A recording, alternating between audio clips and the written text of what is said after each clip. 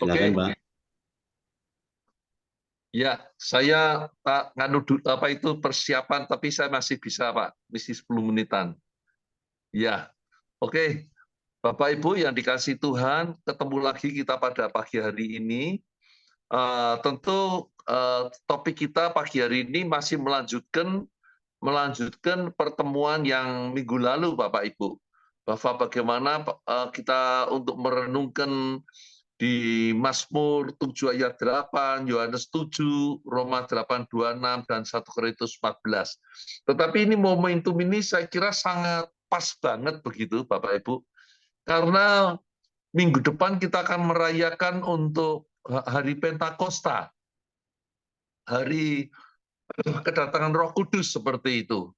Nah, minggu lalu sudah Pak Yung sampaikan bagaimana kalau kita lihat apa yang dialami oleh para rasul itu pada waktu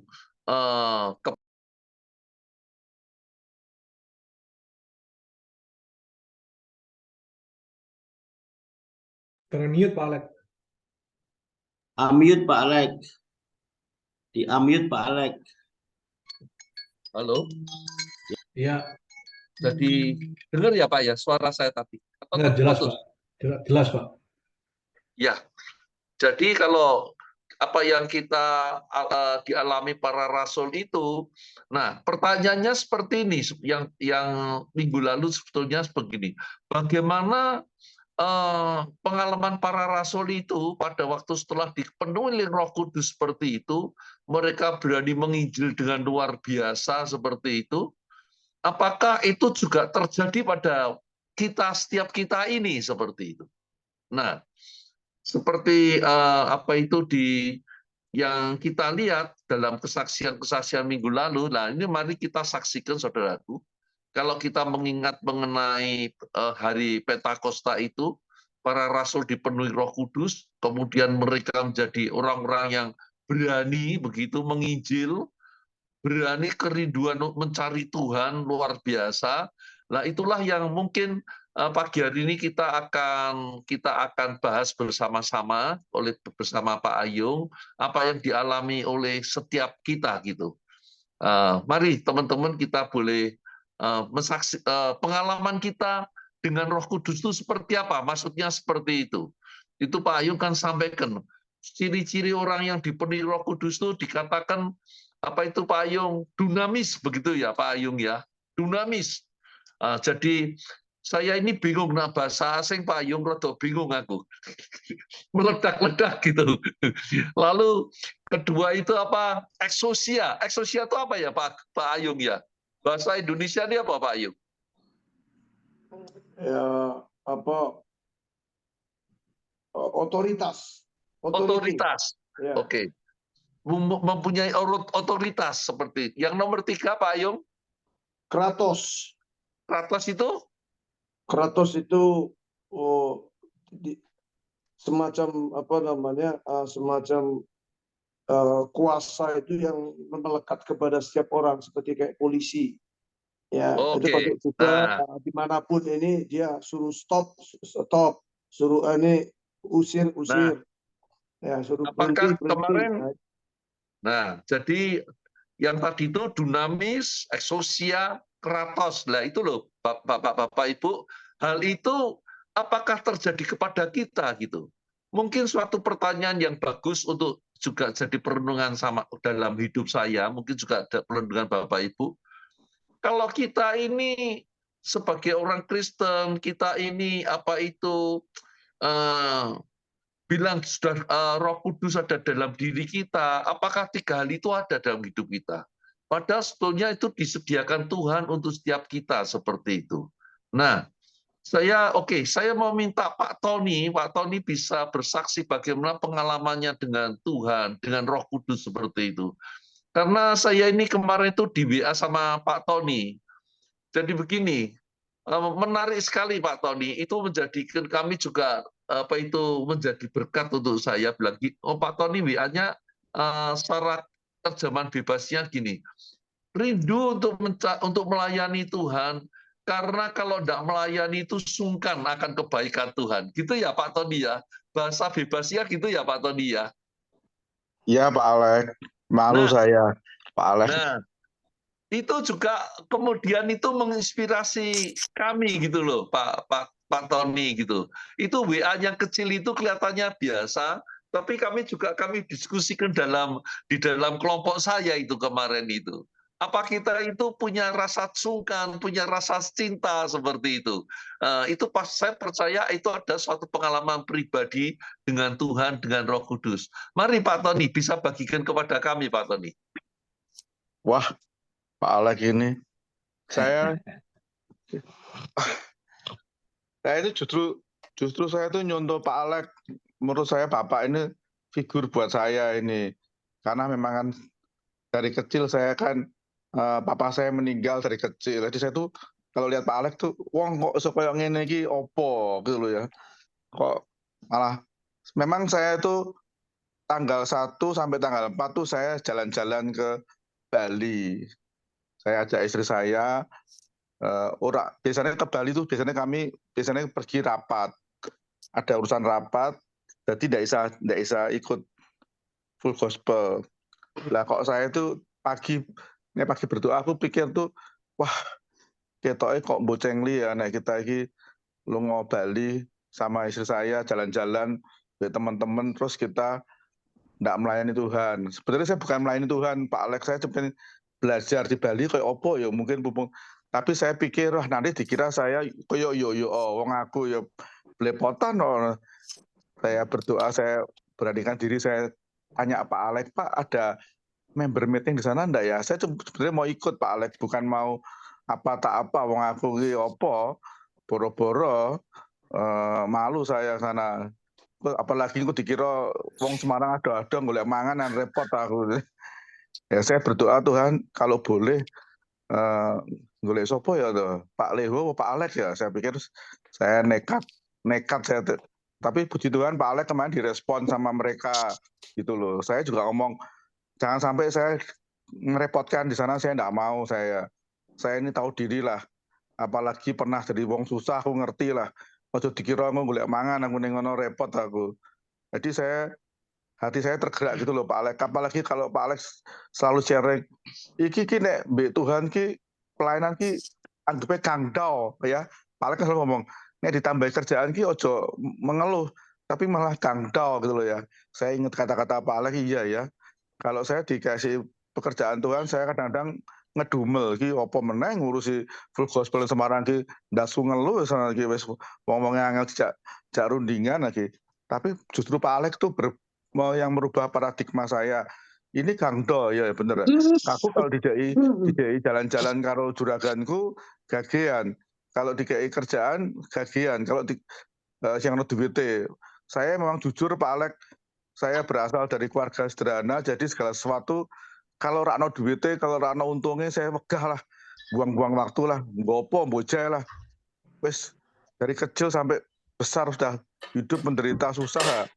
Sekarang kalau ono duitnya ya tak kerja akhir, ono duitnya ya males lah. Saya juga jarang kumpul-kumpul, kalau enggak perlu saya enggak pernah kumpul-kumpul. Cuman kalau sama Roh Kudus itu kan kita belajar. Roh Kudus itu kan sahabat kita. Pagi saya, walaupun tadi maaf saya juga telat, saya selalu berdoa Tuhan, Roh Kudus tolong saya hari ini, saya punya rencana ini. Saya juga niru Pastor Philip Pantova, walaupun saya bukan jemaatnya, tapi saya berusaha mau niru beliau. Luar biasa, ini anak muda kok kayak begini, hidup intim dengan Tuhan gitu ya. Saya juga tidak segan-segan kalau ada acara Philip Pantova Surabaya, saya juga datang sama nyonya saya, karena hanya ingin bagaimana mengenal lebih dekat itu aja. Itu aja dari Pak Alex, itu gara-gara Pak Alex adalah yang merubah paradigma saya. Terima kasih, Tuhan berkati. Terima kasih Pak. Jadi begini,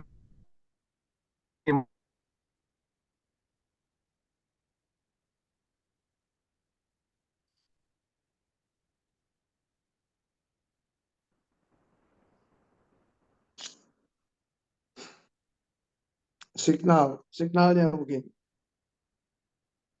Ya, sinyalnya nggak terjangkau. Ya, signalnya. Ya, silakan Pak Johan, take over. Ya, Eh, kalau mendengar kesaksian Pak Tony, ya saya yakin bahwa Pak dan Ibu. Ini luar Ya, biasa silakan ini. Pak Lek. Ya, tadi hilang. Ya, halo, Ya, monggo, halo, monggo Pak Lek. Lanjut Pak Lek. ya, Tadi sih. ya. Mungkin teman yang lain bisa bersaksi apakah 3 hal tadi itu dunamis, exousia, kratos yang terjadi dalam hidup kita. Sehingga maksud saya biar kita ini setiap kita juga punya kerinduan yang sama itu terjadi dalam hidup kita masing-masing gitu loh Bapak Ibu. Mari bisa sampaikan yang apa itu di dalam kehidupan komunitas kita ini. Mari, mungkin Pak Iwan bisa saksikan ya, Pak Iwan. Mari, Pak Iwan.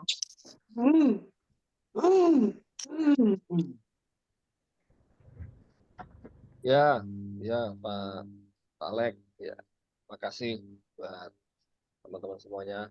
Ya, pengajaran Koayung ini memang harus kita praktekkan ya. Kita punya kuasa tadi kratos, exousia, sama dunamis.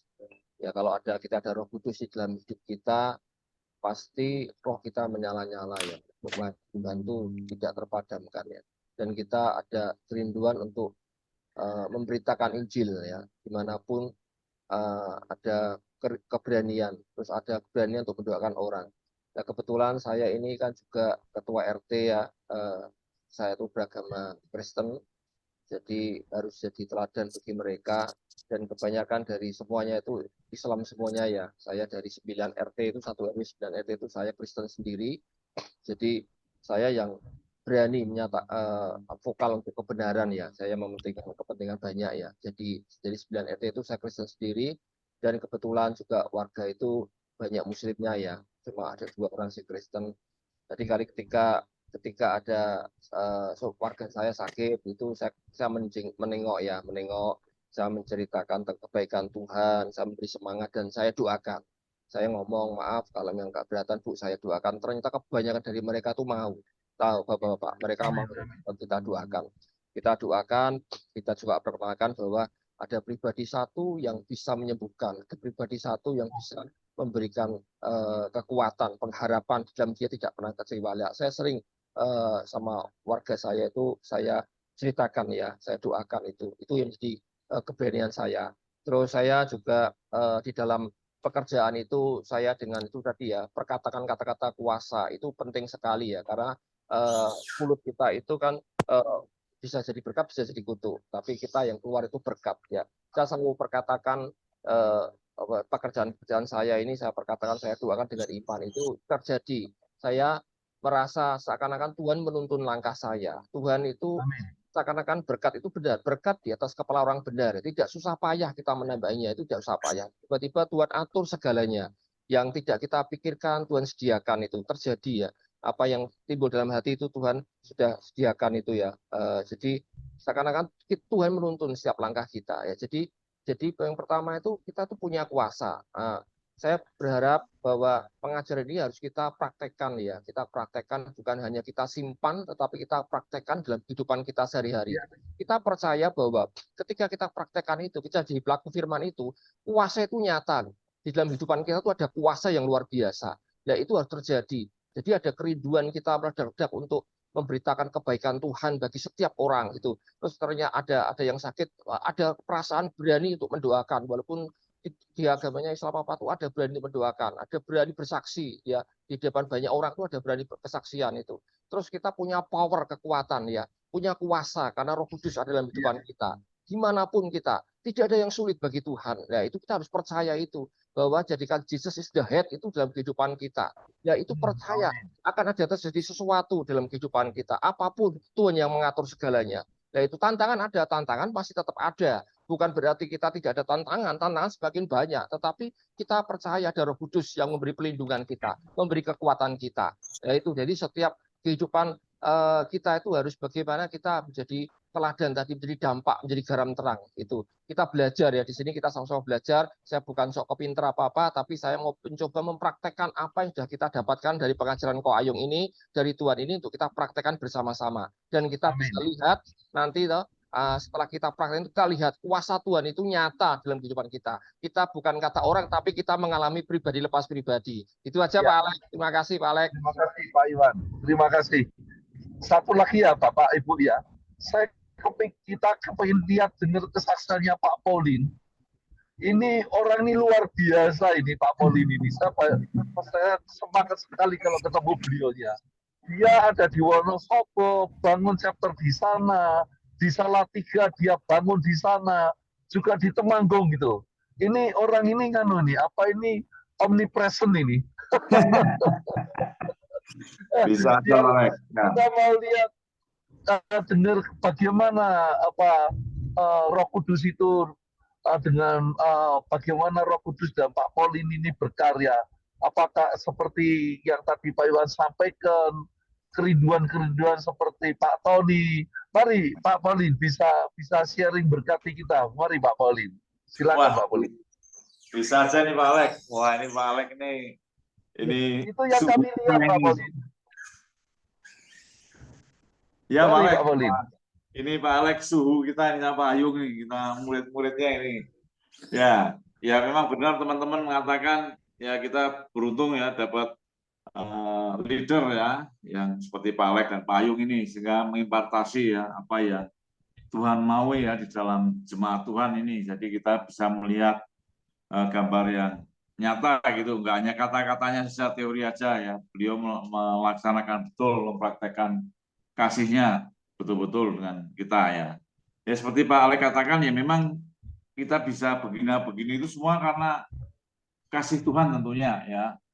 Bagaimana saya dulu ketika jauh dari Tuhan saya bisa merasakan betapa sedihnya hidup ini ya. Tapi ketika saya boleh mengalami lahir baru ya, dalam Tuhan, saya mengalami kasih Tuhan yang luar biasa dan lewat apa yang terjadi dalam kehidupan saya ini, saya sangat care terhadap orang-orang yang mengalami masalah. Gitu. Jadi ketika saya melihat teman-teman, khususnya para pengusaha ini, ya walaupun kayaknya boleh punya uang banyak dan sebagainya, tapi sebenarnya hatinya kering. Ya, saya pernah mengalami itu sehingga tanpa mereka katakan pun, saya mengerti apa yang mereka butuhkan gitu. Jadi apapun yang mereka katakan, saya mengerti apa yang di dalam hati mereka, sehingga saya tetap bergerak dekat dengan mereka, care dengan teman-teman ya para achievement pengusaha tentunya bahwa mereka juga tidak ringan dalam menghadapi kehidupan ini, sehingga saya juga ingin mereka juga boleh mengalami seperti saya yang mengalami sukacita ya, seperti firman Tuhan katakan, damai sejahtera Allah yang melampaui segala akal akan memelihara hati dan pikiran kita dalam Kristus. Itu tadi ada pemeliharaan Allah itu. Sehingga tadi yang dikatakan ada dunamis, eksosia, dan kratos itu nyata dalam kehidupan orang percaya. Jadi itu aja mungkin Pak Alex yang saya membuat saya care terhadap saya pernah mengalami itu. Ya, terima kasih Pak Alex. Terima kasih. Tentunya kita lihat jadi Bapak Ibu, jadi itulah suatu ciri-ciri bagaimana Roh Tuhan itu menguasai setiap kita. Dan hal ini tentu ada suatu hal yang perlu kita akan belajar saat ini sama Pak Ayung biar sharing. Tentu suatu pertanyaan begini, loh, kita tuh kan sama-sama sudah dibaptis, kita tuh sama-sama Roh Allah ada pada setiap kita. Tetapi kenapa si A ini kok bisa lebih berani? Kalau saya ini kok tidak mau berani seperti itu, kok sungkan, kok malu, kok tidak berani seperti itu. Tentu ini menjadi pertanyaan karena itu juga dulu menjadi pertanyaan bagi saya seperti itu. Sehingga pada waktu saya itu ada doa untuk menerima pencurahan Roh Kudus seperti itu, saya punya kerinduan gitu loh, punya kerinduan untuk dunamis, eksosia, kratos itu ada dalam kehidupan saya seperti itu. Dan benar pada waktu sungguh-sungguh rindu Tuhan curahkan itu dan paradigma dan cara hidup saya itu berubah seperti itu Bapak Ibu. Nah, ini karena tadi saya sampaikan di awal tadi di prolog bahwa minggu depan adalah kita merayakan Pentakosta, kedatangan Roh Kudus. Jangan sekedar ini hanya untuk peringatan saja Bapak Ibu. Tapi benar-benar ayo kita punya kerinduan untuk memenuhi kita lebih lagi seperti yang Yohanes di Yohanes 7 ayat 37 38 itu. Oke, mari saya serahkan kepada Pak Ayung untuk bisa meneruskan Pak Ayung. Monggo Pak Ayung. Haleluya. Haleluya. Haleluya. Praise the Lord. Haleluya. Aduh, saya senang ini. Saya melihat itu pertumbuhan luar biasa nih Pak Polin ini sama Pak Iwan, Pak Tony. Sekarang juga garcep ini sekarang, gerak cepat ini. Nah, saya lihat teman-teman semua. Ya, memang ciri-cirinya. Oke, sebelum saya ini coba tolong Pak siapa? Pak Iwan atau siapa ini, ada Edo atau siapa, bacakan yang cepat supaya yang keras teman-teman semua. Lukas 19, Lukas 10 ayat 19. Sama Lukas 9 ayat 1 dan 2.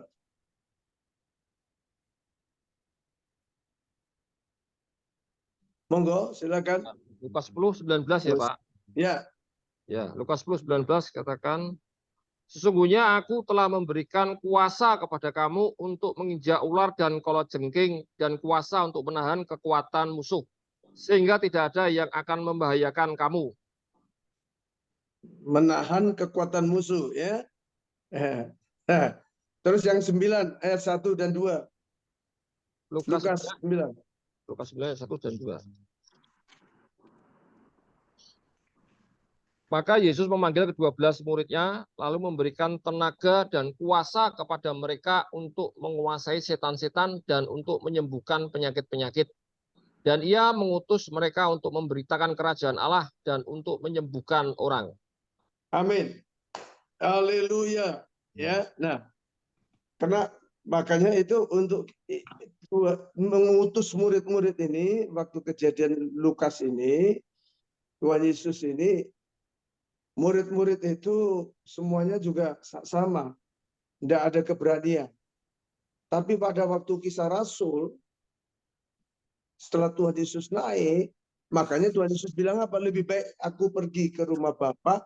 Kalau enggak, dia enggak ngutus Roh Kudusnya. Nah, Roh Kudus itu roh hikmat, roh kebenaran, ya, yang memampukan setiap orang percaya. Diberikan tanda awal orang kepenuhan Roh Kudus itu meledak-ledak, keberanian untuk yaitu tadi diutus untuk memberitakan Injil, untuk bersaksi di marketplace, cerita tentang Tuhan terus, menyala-nyala terus, enggak ada berhentinya. Jadi api Roh Kudus itu membakar. Hari Tuhan itu manusia kita dibaptis dengan sesama manusia, baptisan air. Tapi baptisan Roh Kudus dan baptisan api Roh Kudus itu Tuhan Yesus sendiri. Lewat siapa, saudara? Lewat perantara seseorang hamba Tuhan. Ya, kita cuma men-trigger aja. Tapi sebetulnya pada waktu 2-3 orang hadir dalam nama Tuhan, dia hadir. Nah, dia yang akan membaptis kita. Kita akan dipenuhi, filled by the Holy Spirit. Kemudian kita juga akan dibaptis dengan api supaya berkobar-kobar.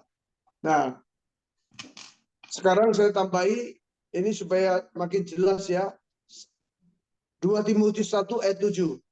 Ini tolong dicatat, dihafal, ojo sampai lali ayat-ayat ini ya. Supaya ini kita itu makin mantap, kita percaya kita menerima 3 kuasa tadi yang sampaikan Pak Alek, kratos, exousia, dunamis. Ya. Silakan Pak Iwan. 2 Timotius 1 ayat 7.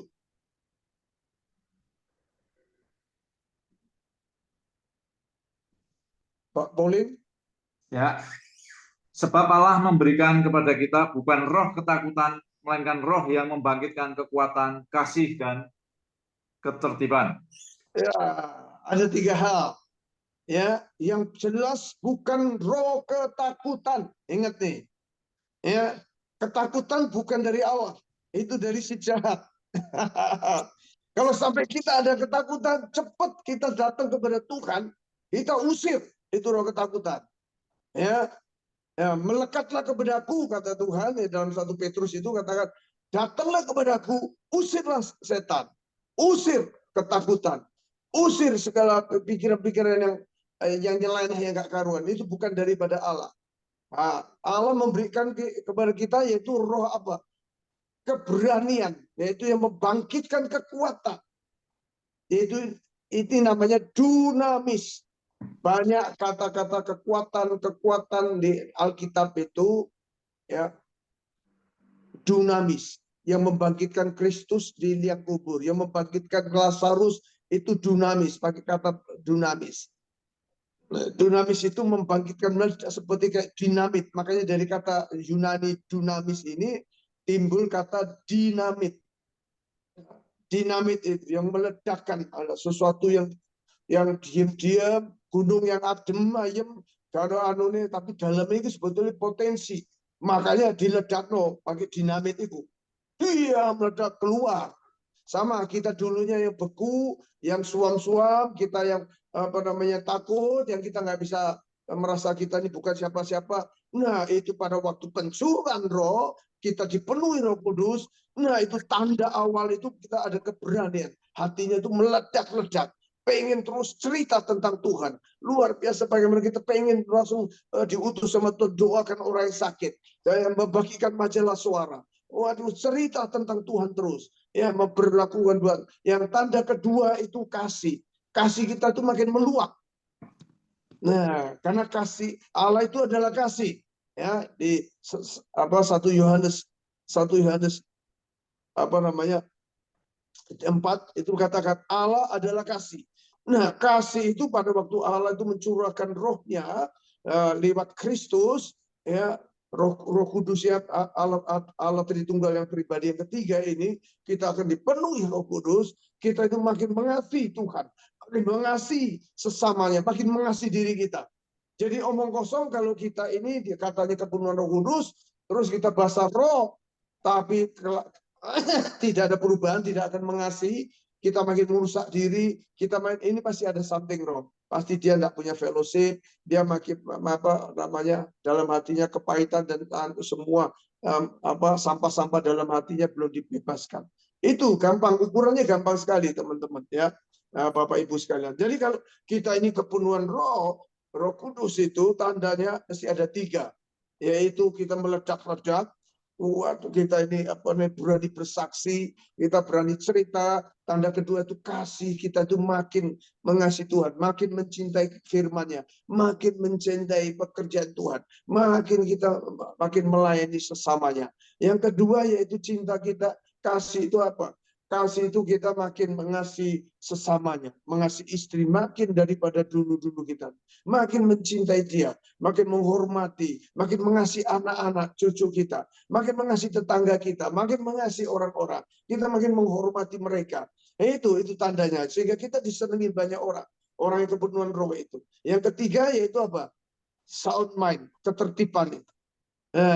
Ketertiban. Karena roh kebenaran itu coba ya, kalau kita ini kepenuhan roh, itu tandanya di mana ada roh Allah, ada roh kebenaran, kita itu dibebaskan. Pak Polin saya baca di Yesaya 32 ayat 17.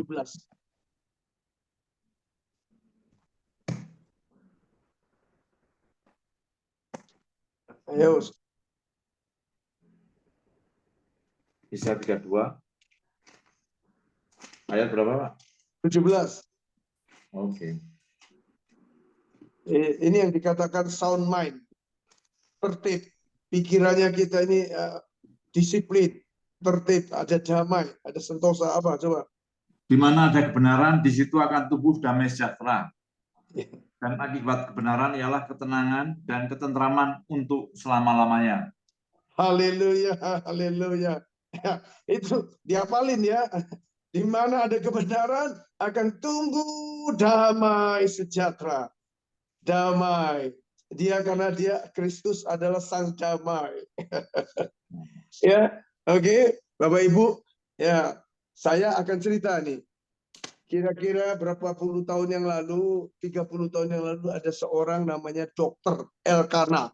Dia di Jerman studi jadi dokter, udah praktek, udah mapan, udah nyaman. Tiba-tiba dilawat oleh Roh Kudus waktu dia datang di gereja di Jerman. Ada waktu itu nggak tahu Pak siapa yang datang dari Indonesia datang sana membakar itu jemaatnya, termasuk Pak Elkana ini, Dokter Elkana ini, hatinya berkobar-kobar. Waduh, dia ngasih suruh balik, ya suruh memberitakan sampai ke ujung dunia. Bahwa ujung dunia itu ternyata di Papua. Wah, hamba Tuhan itu ngomong begitu. Wah, dia gelisah, nggak bisa tidur. Akhirnya dia berangkat pulang. Dia ambil keputusan. Dia meninggalkan prakteknya di Jerman. Dia balik. Dia mau memberitakan Injil. Nah, kemudian dia menitahkan ke Papua. Tahu nggak, ditolak sama orang-orang Papua. Kamu mau bawa apa? Injil apa katanya? Ditanya di hamba-hamba Tuhan. Waktu itu dia pikir ini orang asing mau ngapain? Umur kamu berapa? Aduh, Pak Elkana. Waktu itu Pak Elkana umurnya sekitar 60-an, dia bilang. Ya, Bapak tahu nggak? Injil itu sudah mendarat di Papua itu 100 tahun lebih. Bapak ini baru 60 tahun, Bapak belum ada, ini Injil sudah ada di Papua, katanya. Saya tidak membawa Injil, katanya. Tapi saya membawa api Injil, katanya. Nah, waduh, setelah itu betul, saudara. Papua terjadi kegerakan di tangannya Pak Elkana ini. Ya, itu terus kemudian tidak lama Tuhan kirim sama Daniel Alexander, kirim banyak orang, terakhir kan Suset Hetting. Waduh, itu luar biasa sekali. Papua terjadi revival, kegerakan. Itu yang butuhkan kita api. Kenapa kita seringkali yaitu suam-suam, kita seringkali malas, seringkali kita karena dunamis ini harus diaktifkan. Ya, kita harus dipenuhi Holy Spirit tiap hari. Oke. Sekarang kalau boleh saudara bisa di tempat, ya. Saya tiba-tiba digerakkan, saudara boleh angkat tangan ke atas, ya, boleh duduk, boleh berdiri, silakan. Saudara cuma bilang seperti di Yohanes 7 ayat 38 itu. Tuhan 37 dan 38 itu, ya. Yohanes 37, 37 dan 38. Tuhan, aku haus dan aku percaya Tuhan akan Roh Kudus-Mu. Cuman bilang gitu, Bapak Ibu. Minta sekarang ini untuk makin dipenuhi lagi. Penuhi lagi. Setiap hari kita harus dipenuhi Holy Spirit. Ya, minta. Mari silakan Bapak Ibu. Kita semuanya angkat tangan. Seperti saya juga angkat tangan. Haleluya. Kita cuma ngomong. Bapak Ibu ikutin saya. Ngomong, ya. Tinggal ngomong aja. Maka saya sangat yakin percaya Roh Kudus saat ini hadir di setiap tempat di mana kita berada. Haleluya. Syakaralamata karalamat sekaralamata karama. Haleluya, haleluya. Syakaralamata karalamat karama. Haleluya. Saudara lepaskan, ya, segala keakuan, keegoan, ketidakpercayaan, lepaskan saudara, ya. Bapak Ibu sekalian, Tuhan cuma minta barang siapa haus. Tuhan firman-Nya berkata begini, barang siapa haus, hendaklah ia datang kepadaku. Barang siapa percaya dari dalam hatinya akan mengalir aliran air hidup. Yang kumaksudkan yaitu Roh Kudus. Haleluya. Dan Roh Kudus sekarang sudah ada, saudara. Maka saudara tinggal minta. Minta sama Tuhan, bilang ini, Tuhan, aku haus, Tuhan. Aku haus, Tuhan Yesus. Aku percaya Tuhan, Engkau hadir di tengah-tengah kami. Minta saat ini, Roh Kudus, haleluya, curahkan, haleluya, Tuhan Yesus, baptis aku dengan Roh Kudus-Mu, penuhi aku, curahkan Roh Kudus-Mu, haleluya, pagi ini. Terima saudara, dalam nama Yesus aku terima Roh Kudus, haleluya, roh yang lemah lembut, roh yang manis, aku terima di dalam nama Yesus, penuh. Uramata sekanana mayara. Hina mayara lato kumana lama sekara labato kuria masakara. Kena mata sakara labata kara masenda lamara. Haleluya, sekanana mato kurina masakara. Orang yang menanti-nantikan Tuhan, ia akan mendapatkan kekuatan yang baru. Suma Raja Wali naik terbang tinggi dan kekuatan sayapnya. Apabila ia berjalan tidak menjadi lelah, ia berlari tidak akan menjadi lesu. Demikianlah angkatan muda yang menanti-nantikan Tuhan selalu mendapatkan kekuatan yang baru. Haleluya. Amin. Nah, saya terakhir kasih tahu, ya, Bapak Ibu, di Lukas 10 ayat 19 itu, yang menahan kekuatan musuh itu, ya, akal jengking dan sebagainya, itu si jahat. Nah, Tuhan itu memberikan kuasa. Nah, kuasa tadi sudah sampaikan Pak Alek, ya. Selalu ingat ada 3, kratos, exousia, sama dunamis. Nah, terutama exousia, kita ini diberi otoritas. Nah, kratos itu kita ini dimanapun kita berada udah menempel. Ada kuasa daripada kita ini anak Allah. Status kita ini menjadi anak Allah.